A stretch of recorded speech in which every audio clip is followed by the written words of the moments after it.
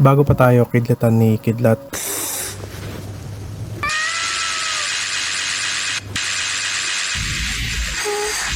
at bago pa tayo pagtanggol ni Victor magtanggol, meron na tayong Perla magtoto na magpapatolo ng loha natin. And I actually mean it kasi I really got carried away sa mga emotional scenes while watching this movie. And I really didn't expect it when I should be. Kasi this movie was just a year after nung first Tanging Ina Nyo, and with the same director, which is Wendy Ramas. And you could actually see and feel some of those Tanging Ina Nyo moments sa movie na to, which is I actually kinda like. Kasi for me, it's a breath of fresh air to have this kind of really emotional moments sa superhero slash comedy movie that is done this good. And di siya pilit na it's like you watching two different movies. It's all meshed up together really nicely, yung comedy scenes and emotional scenes, which actually makes me more invested while watching the movie. So the movie actually starts with a narration. Ang taon may isang nilalang na isinisilang upang katawanin ang kakaibang kapangyarihan. And with a unexpected character, which is Boy Abunda, and also the few of the instances also na makikita natin na di pinanganak na kalbo si Tito Boy. His character here is kinda blasphemous if you ask me.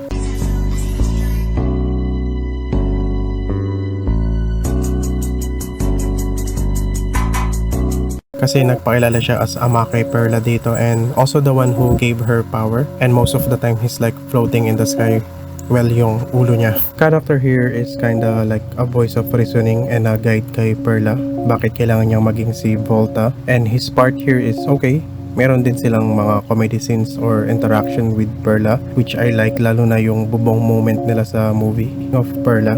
Which is of course played by Ai. I really admire her character here. A loving and selfless sister sa movie na to. Kasi besides na alam natin na she's one of the comedy queen, she also show her versatility sa movie na to. Like I mentioned earlier, yung mga drama scenes niya sa mga kapatid niya, it's really good and personally really touched my heart that I almost teared up, gonna lie. It really shows her acting range, lalo na yung mga scenes niya with Percy, one of her younger siblings. Kasi sa opening act ng movie na to, it consists of a sort of a flashback sa magkakapatid and would also establish ng hatred ni Percy kay Perla, which is played by Justin Cuyugan as Percy Magtoto, which for me his hatred sa ate niya is understandable.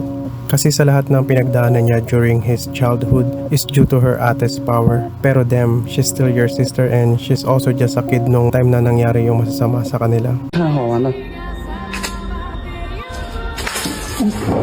Kasi after nung flashback, it seems naging okay naman sila for a long time. And it seems si Perla is the one na bumubuhay sa kanila. Kasi may shop si Perla and siya yung naging tatay at nanay nila during their childhood. And most likely nagpaaral sa kanila and bumuhay sa kanila. So I don't know why he still have this disgust sa ate niya after all the sacrifices ng ate niya. Sorry, I'm kinda getting heated about this family dynamics nila. Pero that's how you tell a really captivating story and acting na yung mga manonood is invested sa mga character nila. And also andito din si Pauline Luna as Penny Magtoto, punsong kapatid nila, which is just here for the paycheck.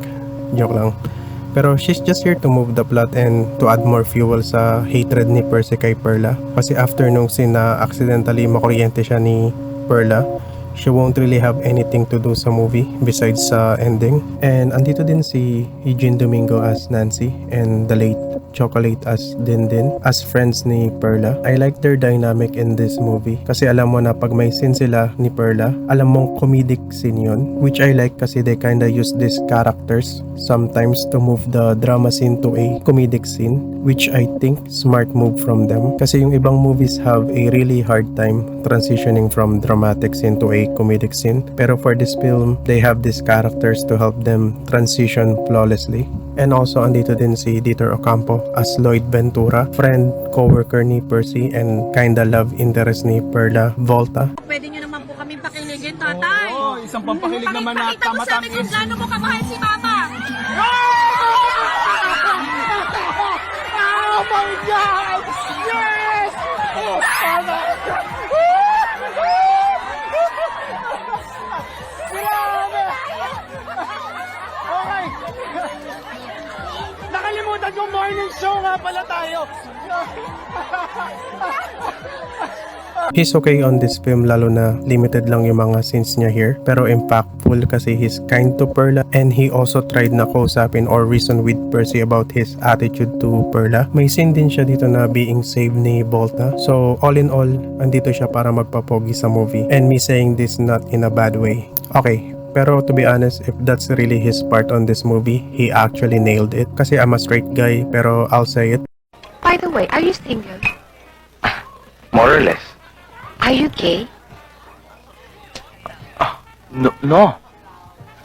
Not yet. Every time may scene siya, mapapaisip ka talaga na iba talaga yung dating ng mga leading man noon. They have this manly aura na I hope I have. And maybe some of the current leading man hope they also had or have. Lalo na yung mga scene niya na naka-office attire siya. Damn, I hope I look that good wearing those. Kasi pag ako nakasuot nun, mukha akong ililibing. Anyways, moving forward. And speaking of co-worker, dito din natin maikilala si Jean Garcia as Kelly Tanwako.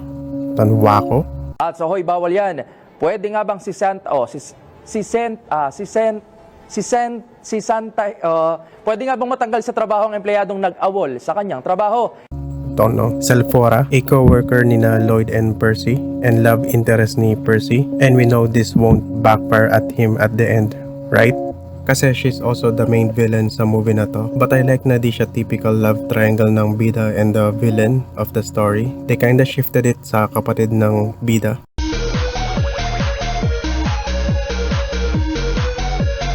But them, I won't blame Percy having crush to Kelly kasi ang lakas ng sex appeal ni Jean Garcia sa movie na to. For me, I don't know why. She has this aura na very appealing for me and maybe also added why I actually enjoyed this movie much more. And also a side note, I love some artistic shot after she got interrupted about her idea sa company nila. Pero this will also kinda give us a glimpse, backstory or reason of her being the villain of this movie, which for me is kinda weird kasi his dad seems to have this ultra big brain and a billion peso lab kasi he created not one but 2 androids just for locating and capturing Volta. So maybe why not use the money to invest and research for powering his idea, the Telstra. And yes, yung main plot ng movie na to is to find a battery for their Telstra, which is their like Gcash, Paymaya idea to control the world. Which to be honest, I kinda got surprised how it's actually happening on today's world. So kudos to their writers for being such a visionary about how our current world run by phones. Art really imitates life. And speaking of phones, we also have 2 androids here. One Mig Bondok as Oblabla,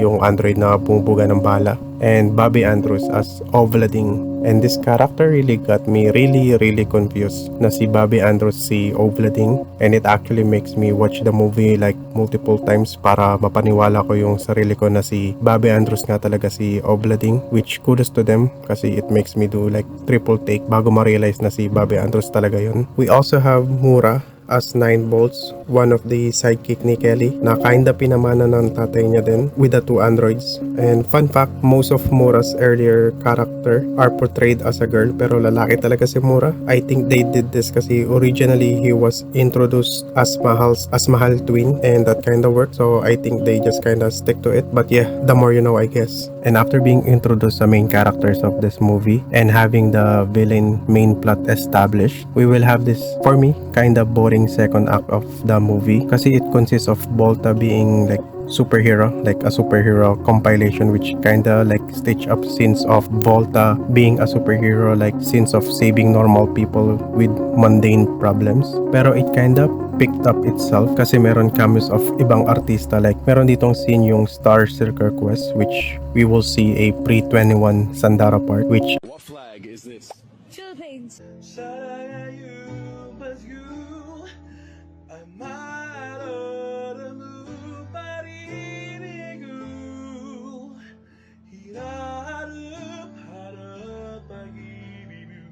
actually brings some childhood core memories for me kasi I watch her sa Star Circle Quest noon with Hero. And I almost forgot to mention yung pinaka-astig na parts ng movie na to is yung animation scenes, and them adding these scenes is like a chef kiss kasi it actually really mesh well, really good sa movie. Kinda disappointing lang kasi it seems they just suddenly drop it out of nowhere, or maybe they forgot they doing animated scenes kasi I actually expected na yung last two fights ni Volta sa movie na to would be animated as well, lalo na yung fight scene niya sa big ass robot phone. Pero it is what it is. I'm still happy they actually tried to do something different, so still kudos to them. And speaking of the last fights, as I mentioned earlier, it's kinda disappointing how they ended the movie kasi they actually going strong throughout the movie. Good emotional scenes, cool animated fight scenes, genuine funny scenes, unexpected dance choreography.